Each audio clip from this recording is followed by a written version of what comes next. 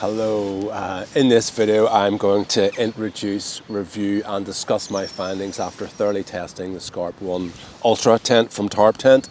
I've had this tent now for about 6 months and I've used it probably on about 10 different occasions in varied conditions, so I'm in a really good place to talk to you about my thoughts on the tent. So this video, it's not just a show around the tent, it's a detailed review of the tent under particular category headings that I feel to be the most important when selecting a 4-season tent. The idea is that in the future I can actually run all the tents that I have reviewed through this system and give you, the viewer, a direct comparison. So for example, do I prefer this Tarp Tent Scarp 1 Ultra over the Hilleberg Akto as a one-person tent, and in which categories is one tent stronger than the other. I will be able to do this by adopting this system. So if you look now at the chart, you can see that there are some areas where I have allocated more points available, and these are the areas that I feel sort of to be more important.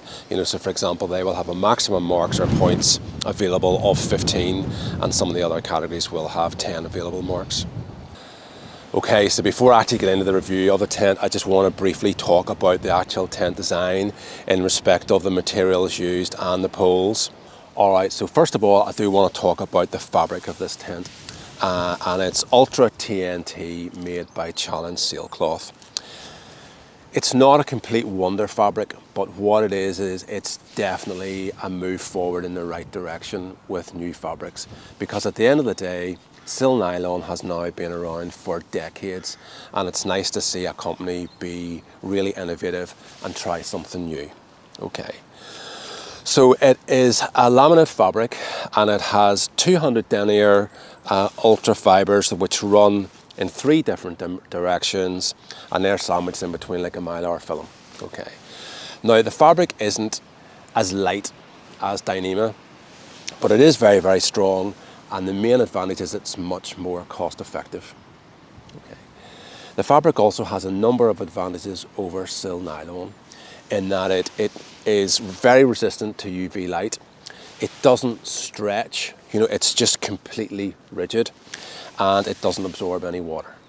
So Tarp Tent are actually investing in this fabric, and they have 4 current tents made from it, and there's another new one in the pipeline. So I haven't long-term experience of this fabric, and no one really has, but I do have, as I said earlier, 10 different camps, and it's performed, very, very well. The Ultra TNT here is also fully bonded, and that's a fully bonded seam, again, adding the strength and rigidity of the tent. So the tent design really, it can be used as a single arch tent with the rods at either end to sort of prop the ends up and give you height and strength, but also you can use it with the optional crossing poles. The poles are made by Easton aluminium, and they are 9mm. Alright, so now down to my first category heading, and that is strength, pure and simple. I have given strength an allocation of 15 available marks, because I think strength and weather protection is seriously important, particularly in a 4-season tent. Have a look now at the tent performance in pretty much 40 miles per hour wind. And as you can kind of see, there's very, very little deformation with the tent. This fabric, the tent just seems to hit it. The wind just seems to hit the fabric and bounce off it, and it holds its structure really, really well. Because the arch pole here is in quite a tight pole sleeve, I haven't really got much tension on these guy lines, but this is just so rigid, it just doesn't really have anywhere to go. And then when you add in the crossing poles, you are maintaining separation between the outer and inner. So the crossing poles make this tent very, very, very strong. And I would say the cutoff is probably around about 40-mile-an-hour winds. If it's going to be any windier than that, I would probably use the crossing poles, or obviously for snow. So at the ends of this tent, a lot of tents actually have just one rod here in the middle, and then possibly here you have guy lines, but this tent has a total of 5 rods, and I'm sorry, but 5 rods are really, really much stronger than 1. Guy lines don't solve everything. The corners, you know, you actually have two. You know, so this system here is just so strong. Because of the rods coming up here to the crossing pole, the strength at this point is insane. I mean, it's really, really, really good. And these rods make a massive difference, you know, to the actual strength of the tent. So I did mention earlier about different fabrics and the pluses and minuses of those fabrics. The likes of sil nylon, if you have actually a look here at my Hilleberg in 60-mile-an-hour winds, the sil nylon, you know, does actually stretch and that absorbs some of the wind forces. But whenever that happens, the tent actually loses, and I've seen this happen in a couple of different tents, the tent loses its aerodynamic shape, and you take the pressure off the fabric and you actually put more pressure onto the poles. You know, different ways to look at it, but that's what I sort of found. And here in this video with my Hilleberg, even though it was extremely well guyed out and there were 10mm poles, I actually ended up with 2 bent poles. Here, you know, this tent will pretty much, no matter what happens, it will hold its shape, and that just disperses the wind and keeps the pressure off the poles. And in fact, you know, I found this is so strong that, as I said, I think earlier as well, you probably only need these under snow loads, or if the winds are potentially going to exceed 40 miles per hour, or you just want to adopt the belt and braces approach. So one final aspect regarding strength and weather resistance. This tent has twin vestibules, you know, on each side. So what that really means is if the wind, for example, comes around and starts to hit the tent from a slight angle, you've still got incredible separation from the outer and inner tent. And also with the tie-out points here, you know, that really helps them maintain separation. So there's much less chance of the outer touching the inner and dampness then being transferred to the inside. You know, so that combination, and also, as I said earlier, with the lack of deformation in the fabric, you really, really maintain absolutely excellent separation. And that's the advantage of the twin vestibules. The wind can hit the tent even slightly from the side on, and if there is any deformation or distortion, it's being taken up by the vestibule and it's not impacting on your inner tent volume or space. So for strength, I'm going to give this tent 14 marks out of 15. So really, really up there with the strongest tents that I've ever used. Alright, so the next category will be durability and construction, and again I've given it a potential 15 maximum marks. If your tent's not constructed well, then it's just simply going to fail, and if it's not durable, it's not going to last the test of time. So let's just have a wee look. I'll start on the outside first. So the fabric bonding, you know, there's no one knows just how durable this fabric is because it hasn't been out long enough. But in the use that I have given it, the fabric bonding still looks absolutely perfect. All of the reinforcement bits look absolutely perfect. Down here at the end, there's extra gluing and reinforcement to the fabric, and I can't see evidence of any issues, you know, with that. So that all looks really, really good, you know, on the outside. The pole sleeve here, you know, made out of the Ultra fabric, no signs of any wear and tear. It's quite tight, so sometimes a little bit difficult to get the pole through, but there's no signs of wear and tear in that or any punctures. So far it's standing the test of time really, really well. So let's go now and just look at some of the construction and fabrics on the inside of the tent. Alright, so just looking at some of the inner materials here. First of all, the floor. This is a 20D fabric, which is very, very light for a tent floor. But if, you know, I haven't come across any durability issues, but if there are any, I have sorted this with a 70D footprint, so that completely sorts that out. The inner fabric here then is a 10D, again not as durable, but you know, it's really, really light, and so far, you know, with the uses that I've had, no issues at all. So for durability and construction, I'm going to actually give this tent 12 marks out of 15. Alright, so the next category we're looking at is inner and vestibule space. I've grouped the two of these together and I've given 15 marks available. Really important because in the winter the nights are longer and you're potentially going to be spending longer in tent. And you know, this tent has great space in it, you know, for one person.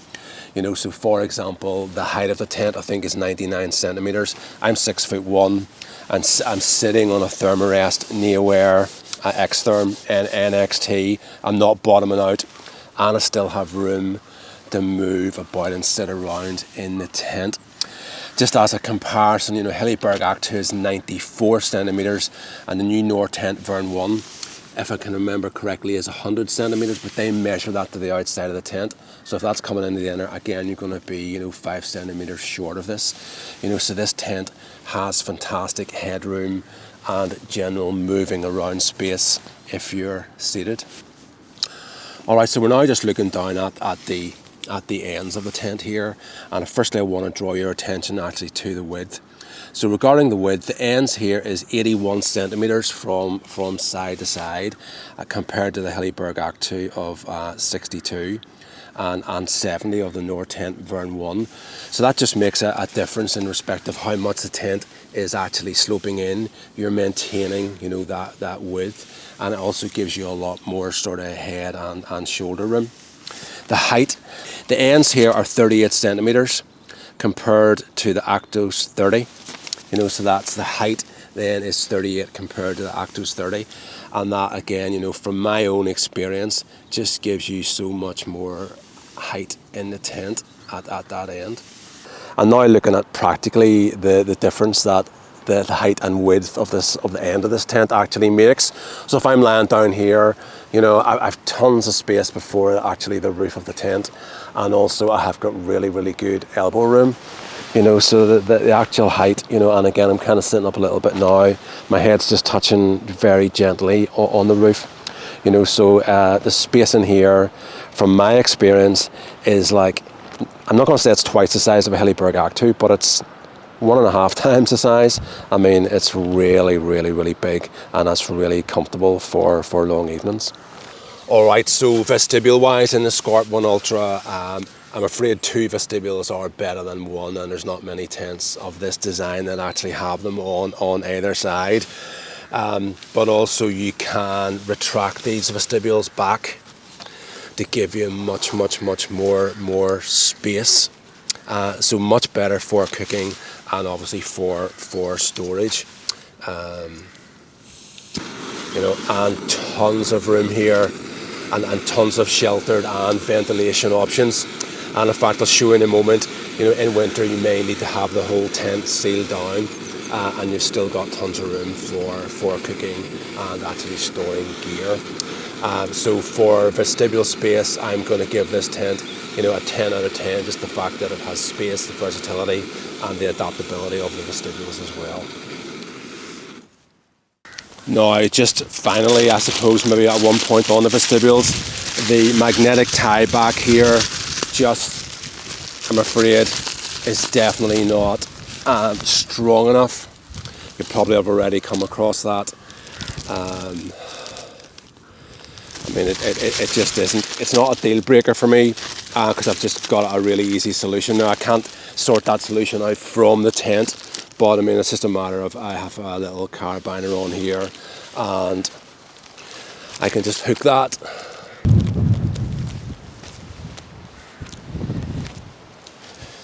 Alright, so next up in my categories, I'm going to call it condition and season adaptability. If you can use a product for different conditions, whether it's a jacket or whatever it is, you get the best use out of it. This tent is insanely versatile in the fact that you can run it in a single arch pull configuration, Hilleberg Akto, or you can run it with arch pull and crossing pulls, Hilleberg Solo. You know, it's freestanding in the crossing pole setup as well. You know, I can run it right down at 1,300 grams just with an arch pole. I can add in the crossing poles, and the footprint still comes in under 2 kilos. You know, it has great space on the inside, and you know, it'll be, because it is so well ventilated, one of the best ventilated tents, which I'm going to talk to you about in a moment. It can be used for, you know, right across season. So I'd give this tent, you know, a full 15 marks out of 15 without any doubt at all for condition and season adaptability. Alright, so ventilation, 10 marks available because it is a 4-season tent. If it was a 3-season tent, I would maybe sort of increase the importance of the ventilation category. Okay, so this is one of the best ventilated tents in its class. I'm going to start with the fly sheet. So the fly sheet does not come right down to the ground. I want to clear something up, and that is that a 4-season tent doesn't necessarily have to have the fly sheet right down to the ground. Certain manufacturers, i.e. Hilleberg and Fjallraven, to give an examples, that's what they call four-season tents. It's not, you know, there are lots of other manufacturers like North Face and Mountain Hardware, for example, that don't bring the fly sheets right to the ground. And again, there are advantages and disadvantages. Once you bring the fly sheet right down to the ground, it seals off ventilation, and then you have to put more holes in the roof of the tent. Then you're adding in vent covers, and a lot of you guys know there who have Hillebergs, that can be an issue on some tents under certain conditions. So this tent's off to a great start ventilation wise, with the fact that the fly sheet comes down enough to protect the inner but not right to the ground. And you've then got other multiple ventilation options. So either end you have, you can unzip this and just pop this up here, you know, so you can open up and get ventilation in through here. You have vents on both sides with double zips.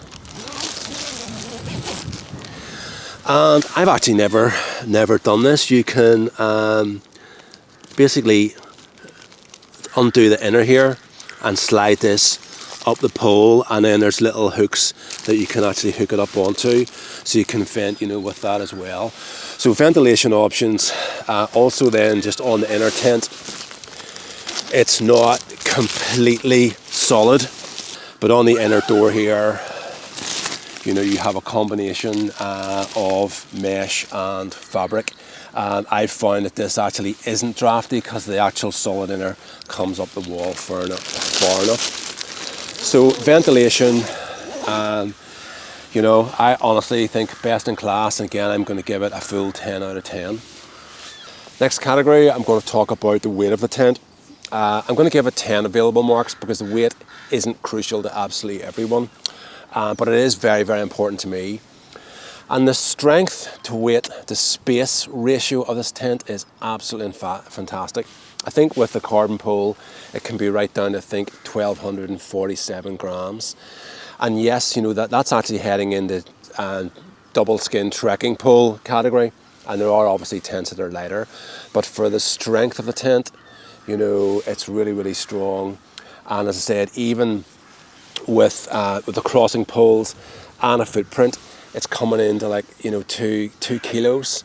And again, the strength that it has and the space that it has on the inside of it, I think it's a pretty unbeatable combination. So for weight of the tent, all things considered, I'm going to give it another 10 out of 10.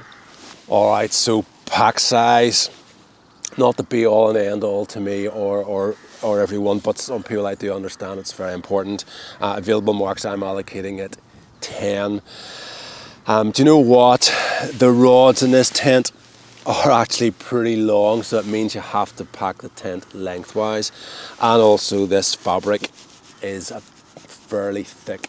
So the overall volume, I mean, I'll show you now, you know, the actual pack size and that I get it down to.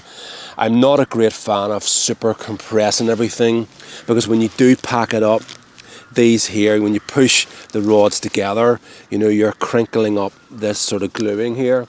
So I'm not a great fan of pushing that really, really tight. My advice is that whenever you actually get the tent from Tarp Tent, that when you're taking it out, I actually didn't do this, so I'd advise you to do it. When you're taking it out of its bag, just have a look at how it's folded, and that'll give you an idea which would be the best method to do in the future. Tarp Tent actually do show you this, but it's like a speeded up video, and you have to slow it down and watch it a couple of times before you can kind of grasp and see the way that it is actually folded. So pack size, I'm going to give this a 6 out of 10, so definitely losing a few marks on that one. Alright, so let's just go on to another category now, the ease of pitching your tent. Not a great position to be in if you're always worried about trying to get your tent pitched under challenging conditions. This tent's pretty good in that respect. It's a fly sheet first or all in one pitch, so it keeps everything dry if it's raining. At the end here you have, you know, 5 rods which all need to be positioned, so it's a little bit more fiddly, but you know what, it adds so much to the strength of a tent. It doesn't really bother me. I would peg this out to begin with. Then I would thread the pole through the pole sleeve, which is quite narrow, but again, if it adds to the stability of the tent, absolutely fine. I personally would keep the pole down horizontal and not try to let it stand in high wind until it's properly connected. And then you pop the pole into little pouches at the ends. I do think these little pouches are very, very small. I don't understand or haven't been able to find out why they are so short, but it's manageable, and apart from the fiddliness of it, I haven't come across any further problems. And then it's just a matter of pulling the tent out and again out, etc. And the crossing poles, they just pop in and secure, with Velcro, and again they go into little pouches at the end, which I do think actually seem to be a little bit bigger. So for ease of pitching, I give it 7 out of 10. So if you're still watching this video, thank you very much for hanging in there. Just one more section to go and then my actual final thoughts. So just I thought about adding a bonus section where the tent or manufacturer could potentially lose or gain marks. So for example, customer service, if I've had a good or bad experience customer service wise, I would actually reduce some or take some marks off, or if I've had a really good experience, add some marks on. So I'm going to add on, it's only available 5 marks. You can choose to discard it if you wish. But I think it's important. I'm going to give Tarp Tent an extra 5 marks in this category due first of all to innovation. Do you know what? Well, this fabric's the be-all and end-all. It's good for the industry. I'm tired of sil nylon. I had a sil nylon tent like 35 years ago. It's great to see innovation, and this is going to start changing the industry. And Tarp Tent already have 4 or 5 tents that they're doing this with. Other manufacturers may do the same, or they may have a variation of this product, and that's good. It's good for the industry. Fair play to Tarp Tent. The tent's been incredibly innovative right from the very start. The original Scarp 1 or Scarp 2, and now they've brought out this fabric, so fair play to them for innovation. And also customer service. I've contacted Tarp Tent, and it's actually Henry Shires that speaks to me on like 4 or 5 occasions. I would be sending him emails. He gets back to me really, really quickly. And there's no doubt he really, really knows his stuff regarding tents, and he's very, very quick to respond. And it's just amazing that when you contact a company that I don't know whether he would call himself a CEO or a company director, whatever, it's just really good that the person at the head of the company is a person that gets back to you. And I've had detailed replies. So, great. So I give this tent a bonus 5 marks for innovation and customer service. Okay, now to my final thoughts on the tent. Do you know what? If you've got this far, I'm just going to read them out instead of trying to memorize it. I don't care. It's the same result at the end of the day. So what are my final thoughts? Okay. If weight is important to you, then this tent has an unbeatable weight to strength to space ratio. So I did do this out myself, by the way. If weight isn't such an issue, then the Scarp 1 Ultra is also an incredibly versatile tent for many different conditions, spreading across all 4 seasons.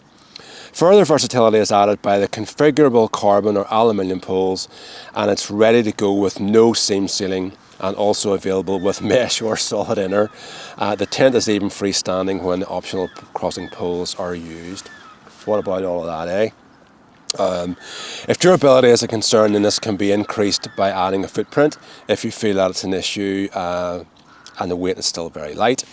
The only con really regarding the tent, in my opinion, is the pack size, but for me I can easily work with that due to the serious benefit of the fabric strength, wind shedding and interior space. A couple of other points which I would describe as annoyances, not really cons, and that would be the magnetic tie back for the door and the small arch pole holders, the little fabric guys, not these guys here, but the ones actually on the arch pole.